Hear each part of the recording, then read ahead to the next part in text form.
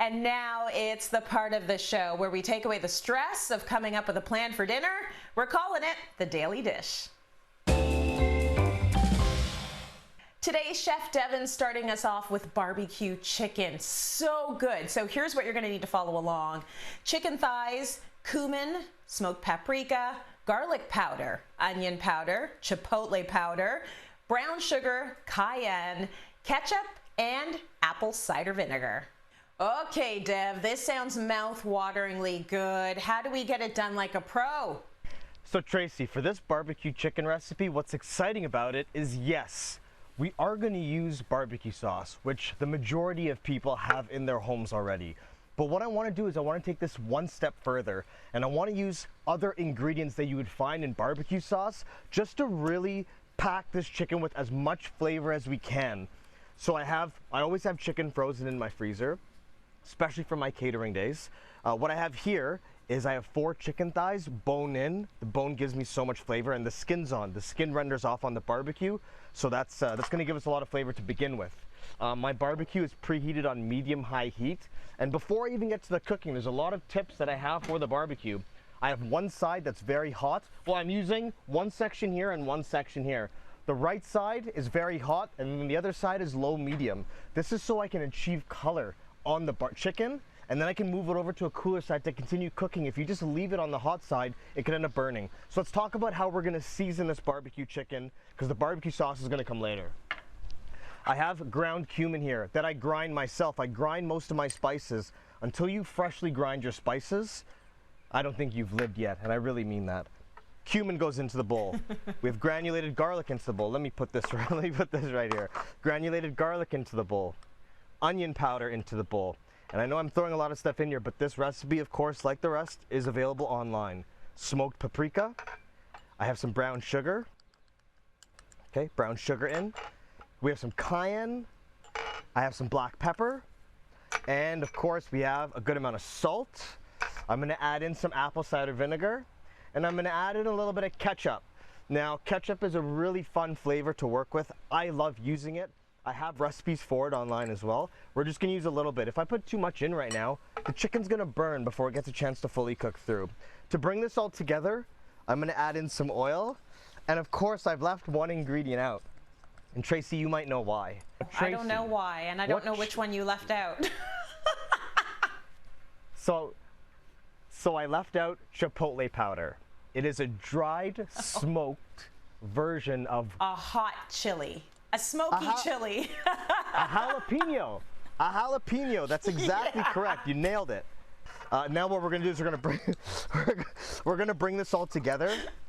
Smell the paprika, smell the garlic, smell the onion, that fresh cumin that we ground. Use a mortar and pestle, use a coffee grinder if you want.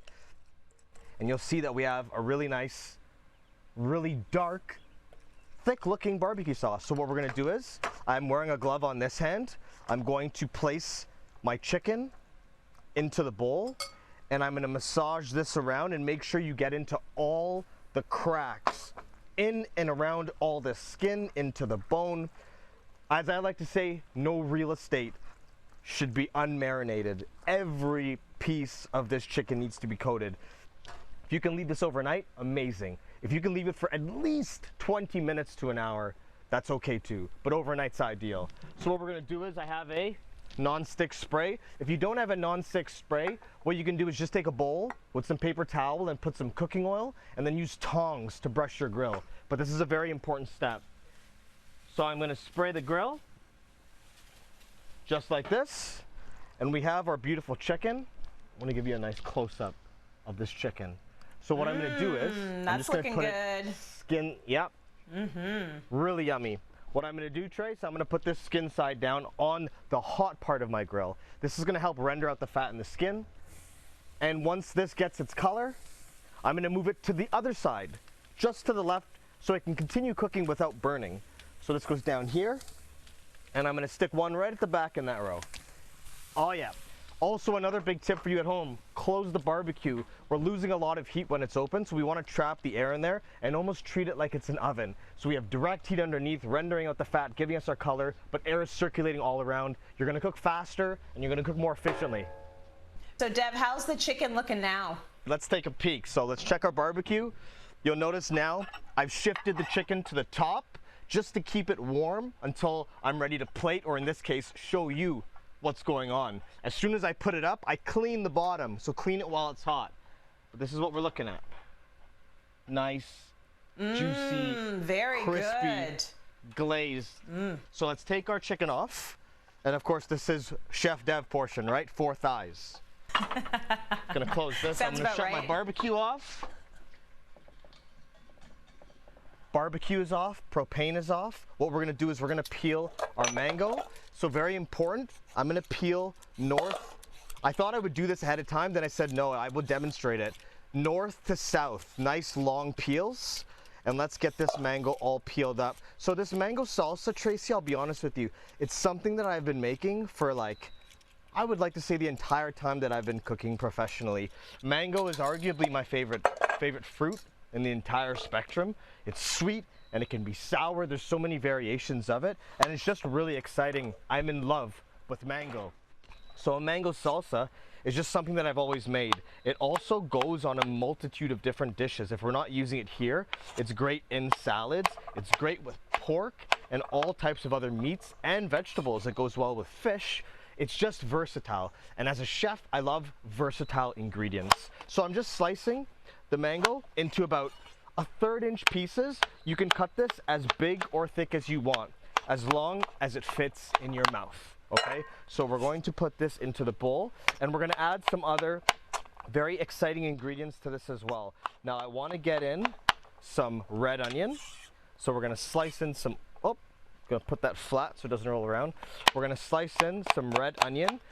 If the red onion or onion that you're using at home is too strong, or you don't like the flavor that strong, all you have to do is simply run it under some cold water. I learned that in Peru. By running it under some water in a strainer, what it'll do is it'll just remove a little bit of that pungency. So all that onion's going in there. Big bite. I'm at home right now. I'm not talking to a lot of people. If my food has tons of onions and garlic, then I'm happy, okay? So we're gonna get microplane now. And I'm going to microplane in some garlic, an entire clove. Just get it in there. The top can go there. My microplane is there. So we have some salt, and we add some pepper. I have some cilantro that I'm gonna slice in. There's not really, I don't feel like there's a lot of ingredients. I don't feel like there's a lot of ingredients in here, but you know, there's a few key ones. Onion, lime, garlic, some really important big flavor stuff.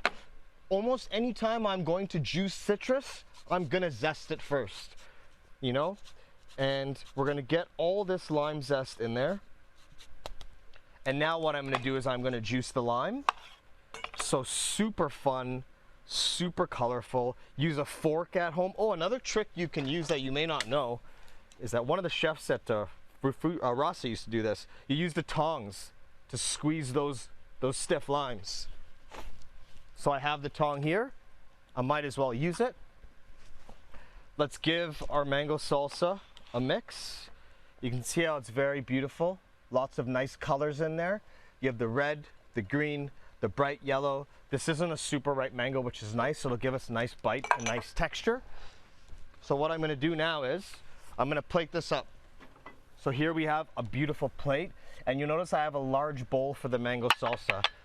So the reason why I'm plating it this way today is so that the fruit component or the produce component takes up a larger portion of the plate. But then I just stack the chicken off to one side. So who knows really what I'm doing over here. Lots of onion, garlic, cilantro. This barbecue chicken with mango salsa and a glass of Shona's lemonade, believe me, take it from me, you're doing everything right.